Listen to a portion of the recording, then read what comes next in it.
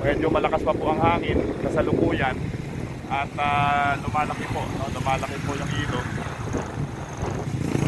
Buti na lang may digi po tayo doon. Ano po yung digi? Digi po yun.